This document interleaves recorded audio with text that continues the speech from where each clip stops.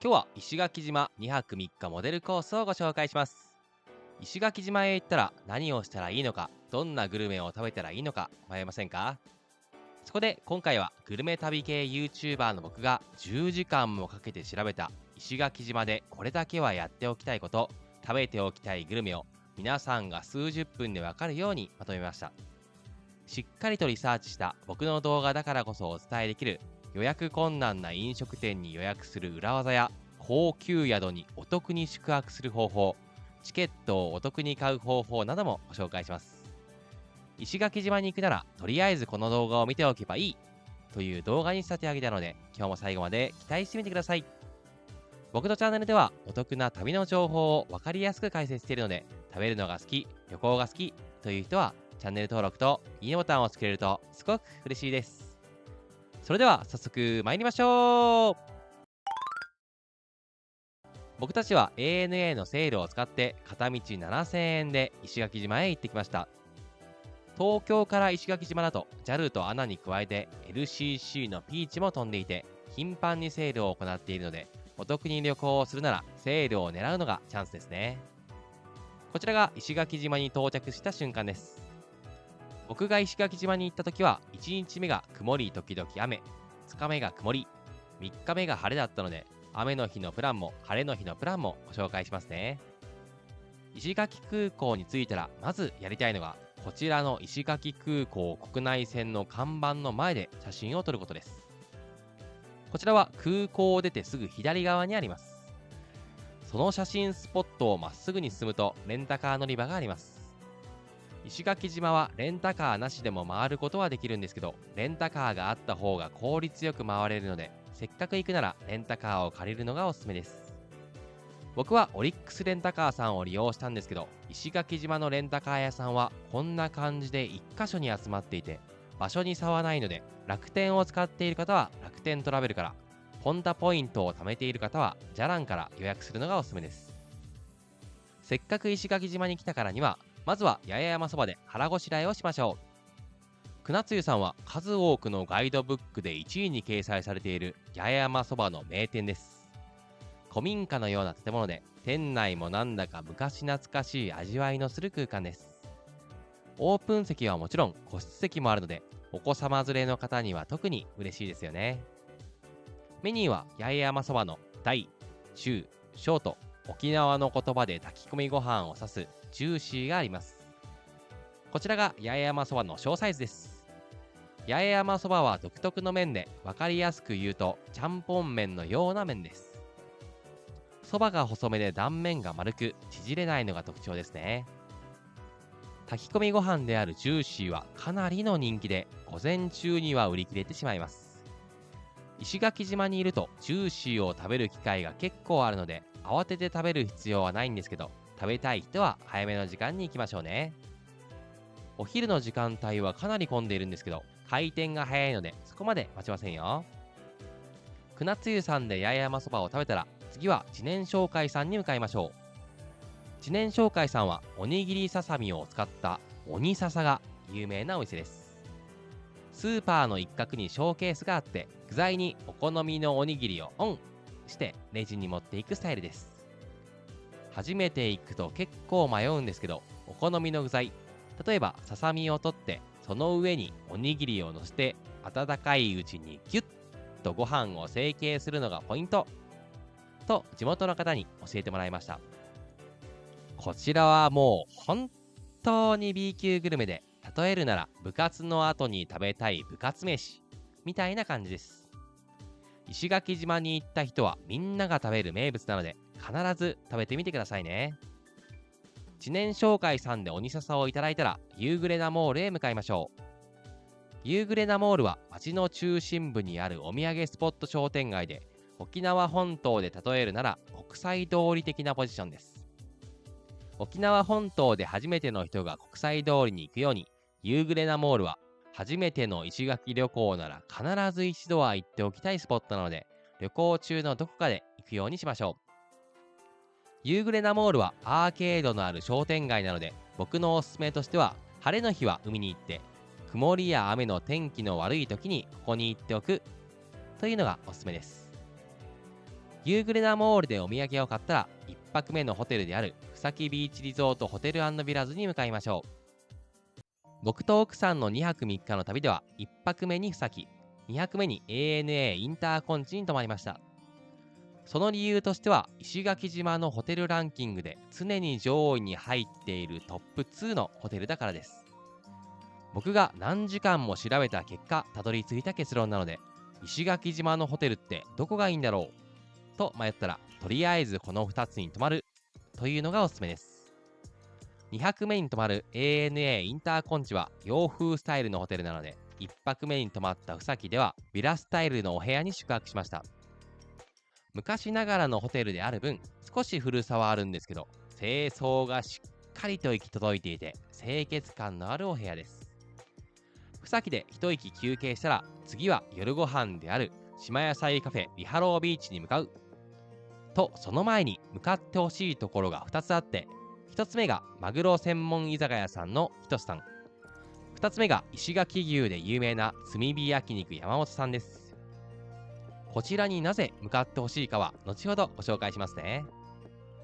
リハロービーチさんは晴れた日の朝や昼に行って海を眺めながら食べるというのが人気なんですけど、実は夜がかなり穴場になっています。なんで僕がこのリハロービーチさんに最初に行ってほしいかというと、先ほどご紹介したひとしさんと山本さんに関係があります。石垣島では魚のひとし、肉の山本と言われるほどこの2つのお店が大人気なんですけど、2つとも予約は電話予約のみの受付になっていて、その電話が全くつながらないんです。100回かけてもつながらなかったという人もいるくらいなので、その人気具合がよくわかりますよね。電話がつながらなかった人が食べる方法としては、当日ひとしさん山本さんに直接行って空き席があるかを確認する方法になります。時間としては4時過ぎに行くのが良くて、4時過ぎにひとしさん山本さんに行って空いているか聞いたら、ひとしさんなら4時30分から、山本さんなら5時から入ることができます。山本さんは5時から入らないとお肉の品切れが多すぎるのでもったいないと言われているので、5時から入れない場合は諦めましょう。一方、ひとしさんは4時30分から入れなくても席が空いたら電話してくれるシステムなので、ここで電話番号を伝えておきましょう。この状況になった時、皆さん別のお店を予約していたら、魚のひとし、肉の山本に行くチャンスを失ってしまいますよね。そんな時に輝くのがリハロービーチさんなんです。リハロービーチさんは石垣島に行ったら必ず行きたいお店なのに、ランチ時は混んでいてもディナーは混んでおらず、事前に予約しなくても当日行くことができます。ひとしさんや山本さんに入れたなら、リハロービーチさんはまた別の時間に行って、入れなかったらひとしさんの電話が来るまでここでまったりと過ごすということができるのでおすすめです。リハロービーチさん自身も非常に美味しいお料理たちなので、ここで夜ご飯の準備運動をしてくださいね。値段感としては、僕たちが頼んだロコモコ、ガーリックシュリンプ、スムージー2杯で4000円くらいです。リハロービーチさんは美味しいお料理はもちろん、海の目の前で楽しめる石垣島らしい雰囲気も楽しいですよ。リハロービーチさんを美味しくいただいたら、ひとしさんへ向かいましょう。ひとしさんは先ほど頭出しした石垣島で大人気のマグロ専門店です。ひとしさんは電話がなかなかつながらなくて、正直僕は行けないんじゃないかな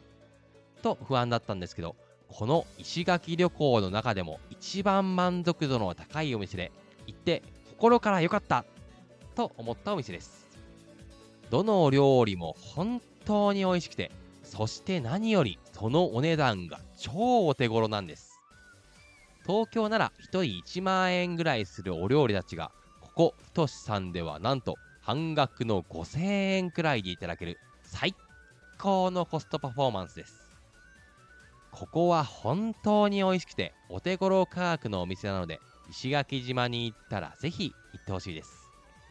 その予約困難なひとしさんに予約するポイントを今からお伝えします。ひとしさんの予約は電話対応のみになっています。ただ、この電話が全然つながらないです。電話がつながるタイミングとしては、一番つながるのがお店の開店前である4時から4時30分の間なので、この時間に集中して電話をかけましょう。それでもなかなかつながらないので、つながらなかった場合は、当日の4時から4時30分くらいに実際にお店に行って空き具合を確認します。そこでその日の順番待ちを予約することもできますし、その後の石垣島の日程で予約できる日があれば教えてもらえるので、ひとしさんには石垣島旅行の1日目に必ず行くようにしてくださいね。ちなみに僕は1ヶ月半前から電話をかけ続けて3週間前に電話がつながって、予約はキャンセル待ちの13組目。念のため当日の4時過ぎにも行ってみたところ、キャンセル待ちするなら28組目になっていました。13組目だった僕は夜の7時30分に入ることができましたよ。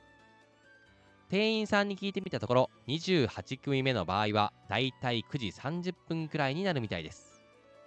石垣島に行くときは時間の組み立て方の参考にしてみてくださいね。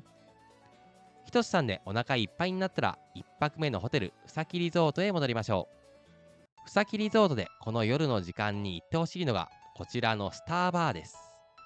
スターバーはふさきリゾートのプールの目の前にあるバーです。夜は辺りが暗い中、このバーだけ金色に輝いているので非常に美しいです。こちらのバーから眺めるこのプールの夜景がすごく美しくてロマンチックです。ホテルのバーってお高いイメージがあるんで普段僕は行かないんですけど、今回はホテル予約サイト1級のダイヤモンド会員ということで3000円分の無料クーポンがついたので利用させていただきました。この可愛らしいドリンクをスターバーのロマンチックな空間でいただくとより美味しく感じられますよね。僕は旅好きグルメ好きなのでマリオットカードを持っていて、旅好きの人にはマリオットカードがすごくおすすめと思うんですけど、一方でマリオットカードを持つとマリオット系列ホテルの宿泊に偏ってしまったり、何より年会費が5万円弱するというデメリットもあります。それに対して一休さんは年会費はもちろん無料でいろいろな宿にお得に宿泊できるのですごくおすすめです。旅好きグルメ好きの人は飲食店の予約やホテル予約の時に一休を使っておくと、僕たちみたいに無料クーポンでお得に楽しむことができますよ。気になる方は概要欄のリンクから予約してくださいね。1日目はこれでおやすみなさい。おはようございます。2日目の朝はあいにくの曇りなんですけど、午後からは晴れるみたいなので、この後の動画に期待してくださいね。2日目の午前中は、ふさきリゾートにて、プールやビーチなどを楽しみましょう。まずは腹ごしらえ。ということで、僕たちは、ふさきさんに2つあるレストランのうちの1つである、琉球新天地へ伺いました。こちらのレストランは、沖縄の郷土料理もいただけることが売りなので、せっかく沖縄に来たなら、こちらのレストランの方がおすすめです。琉球新天地さんは数多くのメニューが揃っています。今まで東京にあるたくさんの高級ホテル朝食ビュッフェを食べてきた僕としては、ふさきさんは東京にあってもトップレベルで種類が豊富なビュッフェだと思います。八重山そばやジューシーといった石垣島ならではのメニューが揃っているのも嬉しいですね。僕は一皿目にこんな形でいただきました。スクランブルエッグから唐揚げ、お刺身、サラダまでいろいろなお料理が揃っています。このご飯茶碗に入っている左半分がジューシーというもので、先ほどご紹介した八重山そばの船つゆさんでは午前中に売り切れるご飯です。一方こちらが僕の奥さんの一皿目です。八重山そばやジーマーミー豆腐、チャンプルーなど沖縄ならではの食材がたくさん食べられて、石垣島に来たぞとお腹でも感じられるご飯たちです。コーヒーを飲んで一息したらホテル探索に向かいましょう。ふさきリゾートにはプールやビーチ、展望台など様々なスポットが揃っています。お散歩すると40分もかかるコースと聞くと、ふさきリゾートの広大さがよくわかりますよね。中でも人気なのはこちらのエンジェルピアです。エンジェルピアは結婚式の写真撮影にも使われるスポットです。この日はすごい風だったんですけど、それでもいかにここが綺麗な場所かがよくわかりますよね。歩いて40分って部屋からフロントまで移動するのが大変じゃないと思った方、安心してください。ふさきさんではこちらのゴルフカードにてフロントやお部屋はもちろん自分の好きな場所へ送ってくれますよ。ふさきさんのプールは大人用に加えて子供用のプールもあるので、デートや友人で泊まるのはもちろん、ファミリーで泊まるのもおすすめです。宿泊費としては、僕は平日朝食付きビラのお部屋に大人2名で泊まって2人で約3万円でした。ここに一休さんのダイヤモンド会員である3000円クーポンもついてくるので、旅好き、グルメ好きの方は一休から予約するのがおすすめです。チェックアウト時間までふさきさんで遊んだ後はカビラ湾へ向かいましょう。カビラ湾へ向かうときはカビラ公園茶屋というお蕎麦屋さんをカーナビに設置すると迷わずに済みます。初めて行く人はどこに車を止めればいいのか結構迷っている方がいたので、これで安心ですね。カビラ湾はグラスボードが有名で、こちらでそのチケットを購入します。ここでカビラ湾とは何かについて簡単にご紹介します。カビラ湾とは旅行の利便性や魅力を基準に選ばれるミシュラングリーンガイドブックというものの三つ星に選ばれた日本を代表する観光スポットです。沖縄県内唯一の三つ星と評価されていて、国内はもちろん海外からもたくさんの観光客が訪れるスポットです。エメラルドグリーンの透き通った海に白い砂浜と小さな島々の深い緑が織りなす絶景が広がっています。僕の行った午前中は曇りだったんですけど、それでもこの海の緑色はすごく綺麗でした。石垣島のガイドブックにも必ず出てくる観光地で、日本唯一の黒真珠が養殖されていることでも有名です。そしてそのカビラ湾で有名なのがグラスボード体験です。グラスボードとは船底がガラスでできている船のことで、海中を船内から観察できる仕組みになっています。透明度の高いカビラ湾では透き通った海中で色とりどりのサンゴや熱帯魚、大きなシャコガイ、ウミガメなどを見ることができます。僕の行った曇りの日でもこんな感じで綺麗に見えたので、雨の日以外は行くことがおすすめです。カビラ湾の目の前にあるこちらのカビラ公園茶屋というお店は八重山そばのお店で、八重山そばのお店の中でも石垣島では珍しく、八重山そばとソーキそばの両方を味わえるお店という特徴があります。僕たちはホテルでお腹いっぱい食べたので今回はパスしたんですけど、まだまだ食べられるという人はぜひ食べてみてくださいね。カビラ湾でグラスボードを楽しんだら、次はみるみる本舗さんへ向かいましょう。みるみる本舗さんは石垣島で有名な手作りジェラートのお店です。石垣空港にもあるんですけど、本店は眺めがすごくいいので、ぜひ本店に立ち寄ってほしいです。島の素材を使ったジェラートでこの中から2種類選ぶことができます。外のテラス席からはこんな感じですごくいい景色を眺めることができます。僕の行った日も午後になって徐々に晴れてきました。特に一番人気のミルク味はお店直営の牧場で朝採れたばかりの新鮮な牛乳を使って作られています。こちらは石垣島に来たら必ず食べたいスイーツなので、ぜひ食べてみてくださいね。みるみる本舗さんで美味しいジェラートをいただいたら、次は沖縄を代表するお菓子であるサーターアンダギーのお店、さよこの店さんへ行きましょう。こちらはどのガイドブックにも載っている大人気のお店です。添加物を一切使用しないサーターアンダギーで、出来上がりの時間はこんな感じになっています。人気はプレーンなんですけど、自分の好きな味を狙っていくのがおすすめです。お昼の1時や2時には売り切れていることも多いので、食べたい人は早めの時間に行くようにしましょう。サーターアンダギーは出来たてをいただけるので、ホックホクになっています。中がすごくしっとりとしていて美味しいですね。甘さも控えめでパクパクと食べられるサーターアンダギーですよ。美味しいサーターアンダギーをいただいたら、次は竹富島に向かうためにフェリー乗り場へ向かいましょう。石垣島からは様々な島へ行くことができて、その中でも竹富島は最も近く、初めて石垣島に行った人が最初に行くべき島と言われています。どの島へ行くフェリーもこのターミナルから発着していて、竹富島に向かうフェリーは八重山観光フェリーと安永観光という2つの会社が運営しています。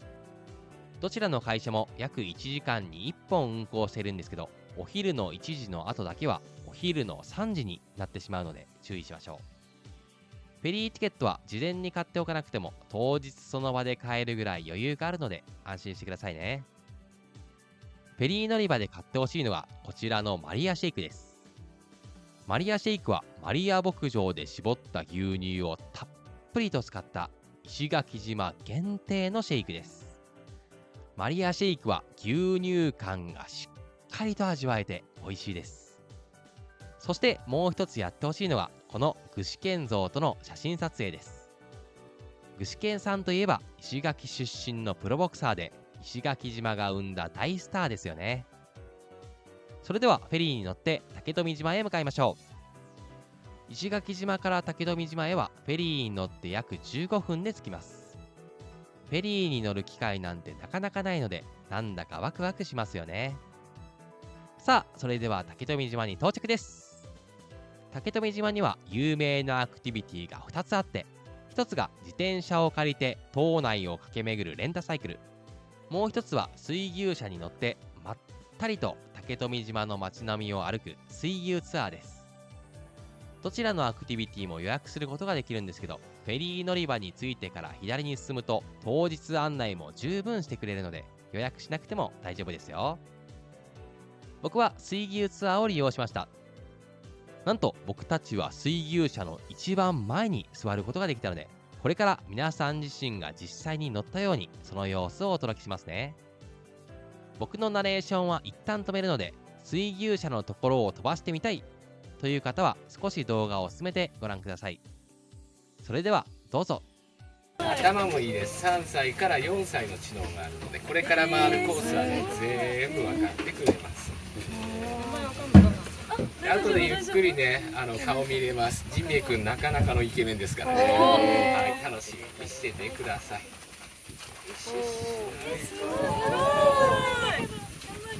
ちょうどいい風もね入ってきて心地いいですね。はい、まず竹富島は1周約 9.2 キロ、信号もないすごくちっちゃな島です。人口は330名、うち子供さんは50名弱。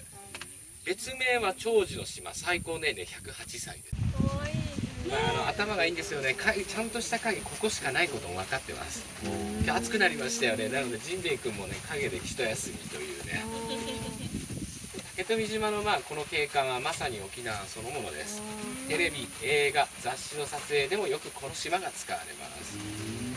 イッテ Q とかにも取り上げられて、出川さん、デヴィ夫人さん、ここら辺うろうろしてましたね。あとブラタモリのロケでタモリさん歩いてたりとか、それだけこの島には多くの芸能人が来るほどね、沖縄の中でもメジャーな島です。こっち亜熱帯だからバナナ一年中なるんですよね。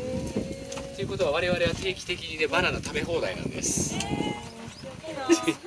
雑誌の撮影とかここをよく使いますね。でこのブーゲンビリアは恋の花、女性の花と言われて、天気がいい日はウェディングフォト流行ってます。あなたは美しい、あなたには魅力があるっていう言葉を持っているんですね。ただトゲがあるので触る際は気をつけてください。はい、では竹富島には有名な民謡があります。朝戸やユンタ。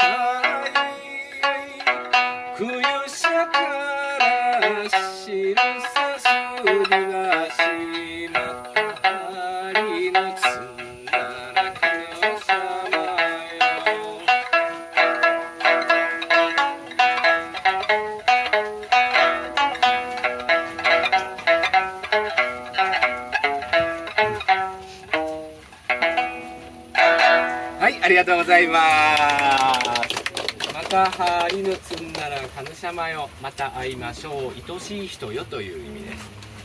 この歌は有名すぎていろんな島々でねよく歌われるんですが、ここ竹富島が発祥となっております。水牛そっち来ます。道開けてください。ちなみに竹富島の暗黙のルール、水牛が来たら必ず水牛に道を譲るっていうのがルールになってますからね。はい、右側の大きな木、これガジュマルギです。キジムナーと呼ばれる赤い髪の男の子の精霊が宿る幸せの象徴の木、内地でいうところの座敷わらし的な存在。このキジムナーに会うと夢が叶うというね言い伝えがあります。幸せになれると。で、会える条件がたった一つです。心が綺麗な方はキジムナーに会えるそうです。反応がいまいちですね。はい、修学旅行生用ですね。竹富島はやっぱり自転車借りるのが一番いいと思います。一番近い日産橋は歩いて10分ぐらいで行けるんですが、唯一泳げる近藤井浜とか星砂が拾える海地浜行くとなると歩いてだと20分ぐらいかかるんですよね。自転車使っちゃえばもう10分ぐらいで行けるのでね、自転車おすすめです。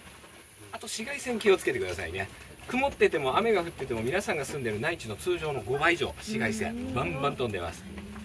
なので沖縄の人は白内障になる人が多いですよね。だから我々なんか曇りでも雨でもサングラスをね使ったりします。俵であること、平屋建て1階建てですね、木目調の壁、最後必ず石垣で囲まないともうお家を建てていい許可は下りません。でこのうちの横向きシーサー、これもまた珍しいですね。この屋根の上に置く魔除けのシーサー、これ適当にあそこに置いてるわけじゃないです。あそこに置く理由がちゃんとあります。シーサーの真下には何かがあるんですよね。わかります？大切なもの。シーサーの真下には仏壇があります。シーサーは守り神、ご先祖様と共に我々のことをしっかり守ってくれております。でこの竹富独特、集落内のこの砂の道路、これ全部海の砂です。塩分が多く含まれているので雑草が育ちにくいという。でこの島には年間60万70万人以上の方が遊びに来るんですが、ほとんどの方が宿石垣にとって日帰りで来る方が多いんですよね。なので竹富島の夜を知らない人たくさんいます。例えば真夜中月夜の晩になるとお月様の光を反射しますから、竹富島の夜ってこの道路だけがうっすらと光って見えるんですよね。あと星、88星座ある中84星座この島で見れますから、ほとんどの星座竹富から見れるんですね。どことなく不思議な神秘的な島です。この子はデビュー戦今回ったコース全部走りましたからね。はい、6分ぐらいで帰ってきました。これでお客さん降ろすのどうかなと思ってこう着いたんですけど、そのままもう一周来ましたからね。最後お客さん喜んでくれましたからね。はい、ではこちらがゴールです。いかがでしたか？水牛車に乗る経験なんてなかなかできないので、こういった場所ならではの体験ですよね。ガイドさんも言っていたように、自転車でこの竹富島を回ることもすごく人気なんですけど、僕たちは歩いて行ける日産橋へ行ってきました。日産橋はその昔、竹富島が農作に不向きだった時に、西表島で農作をするためにここから向かっていたという歴史があるみたいです。2005年には登録有形文化財にも指定されて、今では絶景を眺めるスポットとしても有名です。お昼の時間に綺麗な海が望めるのはもちろん、夕方にのんびりと穏やかな海に沈みゆくサンセットもすごく美しいとして有名です。また夜には空一面の星々を望むこともできます。日産橋は綺麗な写真が撮れるスポットでもあるので、まったりと過ごしてくださいね。日産橋でまったりと過ごしたらフェリー乗り場へ向かいましょう。日産橋からフェリー乗り場へは歩いて約20分で着くことができます。竹富島は交通量が少ないので非常に歩きやすいです。フェリー乗り場へ向かう途中には展望台があります。竹富島は基本的に1階建ての建物ばかりなので、こちらの展望台から竹富島全体の綺麗な景色を見ることができます。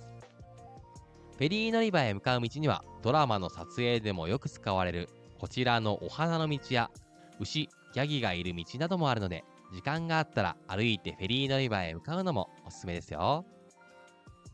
フェリー乗り場の近くには写真撮影スポットがあるので、竹富島に来た記念として写真を撮ってくださいね。僕は1時のフェリーにて石垣島から竹富島へやってきて、3時20分のフェリーにて石垣島に戻りました。約2時間半で水牛車、西桟橋、フェリー乗り場まで歩くことができるんだなと思っておいてくださいね。竹富島を楽しんだら、次はバニラデリさんに向かいましょう。バニラデリさんは石垣牛を 100% 使ったハンバーガーが有名なお店です。一番人気はアボカドわさびソースで、僕たちはこちらをいただきました。石垣牛を 100% 使ったバーガーは旨味たっぷりでめちゃめちゃ美味しいです。アボカドのクリーミーさとわさびのピリ辛感もいい感じにマッチしていますね。バニラデリさんのハンバーガーはお値段1000円台で2人でシェアしていただくこともできます。一方近くにコーナーズグリルさんという有名なハンバーガー屋さんがあるんですけど、そちらはバニラデリさんの倍くらいの値段で1人ワンオーダー制になっています。少しお金を払ってでも有名店で食べたいという人はコーナーズグリルさんがおすすめで、僕たちみたいに美味しい石垣牛のハンバーガーを食べつつ、この後もいろいろなものを食べたいという人にはバニラデリさんがおすすめですよ。バニラデリさんで美味しい石垣牛バーガーをいただいたら、次は2泊目のホテルである ANA インターコンチネンタル石垣リゾートへ向かいましょう。1泊目に泊まったふさきリゾートと同じく ANA インターコンチは石垣島のホテルランキングで常に上位に入っているホテルです。僕が何時間も調べたところ、石垣島ではふさきさんとアナさんがトップ2だったので、どこに泊まるか迷ったらこちらの2つに泊まってみてくださいね。ふさきさんはビラタイプのお部屋があったのに対し、 ANA インターコンチさんは洋風スタイルのお部屋です。白を基調としたすごく綺麗なお部屋なので、僕の奥さんも ANA さんのホテルをすごく喜んでいました。僕たちが泊まったのは一番リーズナブルなお部屋なんですけど、8階から眺めるこの景色も素晴らしいですよね。ANA さんは3つの棟があって、うち1つはクラブインターコンチネンタルというワンランク上のお部屋の人たちだけが入れる場所なので、僕たちは2つの棟を楽しみました。ANA さんで少しゆっくりしたら、早速夜の居酒屋へ向かいましょう。2日目は石垣島の地元の方にも大人気のお店、八重山村さんに伺いました。八重山村さんは元祖グルクンおにぎりのお店と言われていて、観光客の方にはもちろん地元の方にも大人気のお店です。グルクンとは沖縄県にたくさん生息するお魚で、沖縄の県魚にも選ばれています。この日の朝に体験したカビラ湾のグラスボードでもグルクンを見ることができて、グルクンは生きている時は青色、水揚げされて食べる時には赤色になる沖縄県民に愛される県魚と教えてもらいましたよ。グルクンを揚げていただくことでカリッとしていて、少し塩気もある感じがたまらなく美味しいです。八重山村さんは地元の方に人気なだけあって、どのお料理もものすごく美味しいです。さらに僕が八重山村さんを推したいポイントは、地元の方に大人気ですごく美味しいお店なのに、直前でも比較的予約が取りやすいことです。1日目に行ったひとしさんは観光客のみんなが知っているからこそ予約も取れないんですけど、八重山村さんは地元の方には大人気なのに、観光客は知る人ぞ知るお店なので、この美味しいお店が直前でも予約が取りやすいというのは本当にありがたいことです。知られすぎていけなくなっちゃうと嫌なので、僕の動画を見てくれた皆さんにだけ内緒でお願いしますね。価格帯としてはお腹いっぱい食べて飲んで1人3000円から4000円くらいです。特に名物の元祖グルクンおにぎりは締めとして最高なので、絶対に頼んでくださいね。八重山村さんで美味しいご飯をお腹いっぱいいただいたら ANA インターコンチさんに戻りましょう。僕の行った日にはライブをやっていました。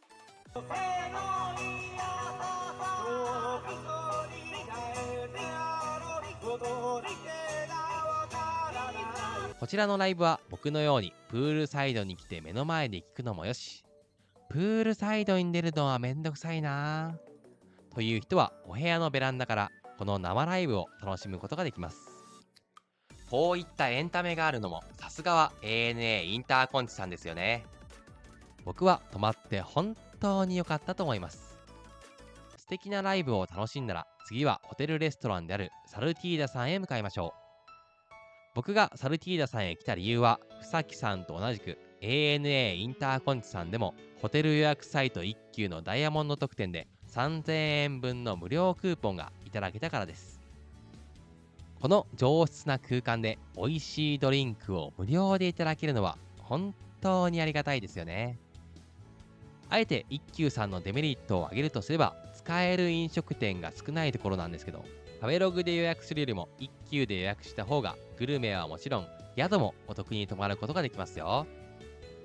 僕みたいに節約好き、お得情報好きの人はぜひ覚えておいてくださいね。美味しいお酒と上質な空間を味わったら2日目はこれでおやすみなさい。おはようございます。3日目はしっかりと晴れてくれました。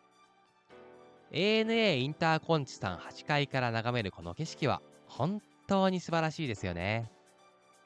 美しい景色を楽しんだら朝食会場へ向かいましょう。ANA インターコンチさんの朝食は朝食ビュッフェ会場である3コーストカフェ、または和食のセットをいただける八重山にていただくことができます。僕たちは朝食ビュッフェ会場である3コーストカフェにて朝食をいただきました。ANA インターコンチさんの3コーストカフェは、草木さんと同じくパン、ご飯から中華、洋食まで様々なメニューが揃っています。もちろん石垣島ならではの八重山そばやジューシーも揃っているので、石垣島ならではの空間を味わうことができます。こちらが僕の一皿目です。僕はサラダとチャンプルー、肉まん、ソーセージなどをいただきました。一方こちらが僕の奥さんの一皿目です。奥さんはフルーツやヨーグルト、サラダなどをいただいていますね。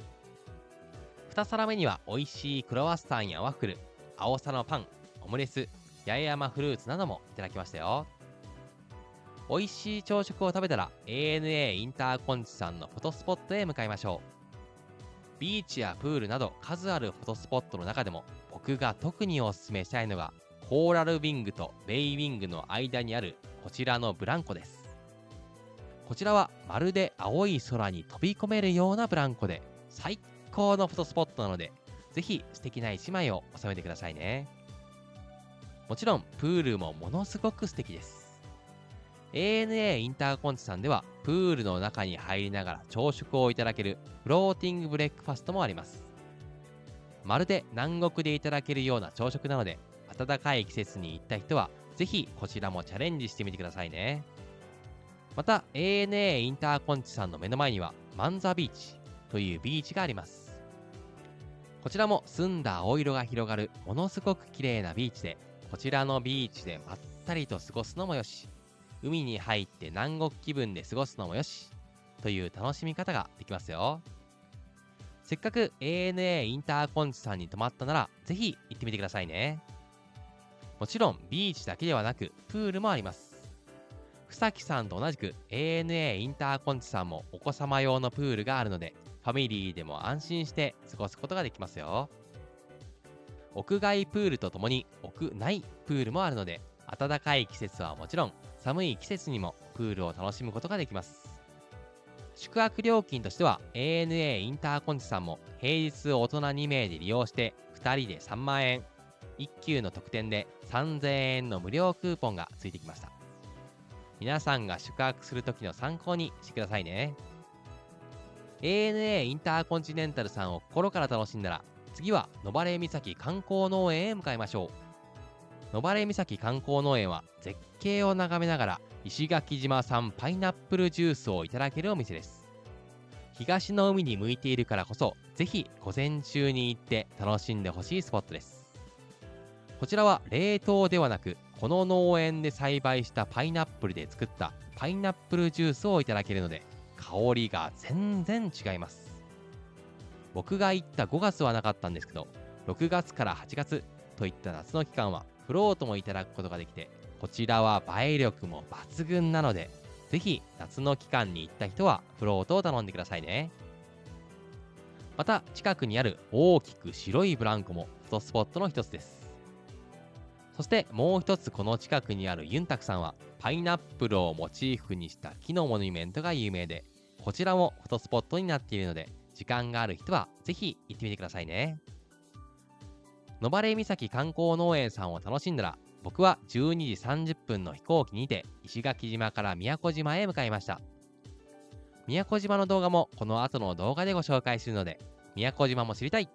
という人はそちらの動画もご覧くださいね。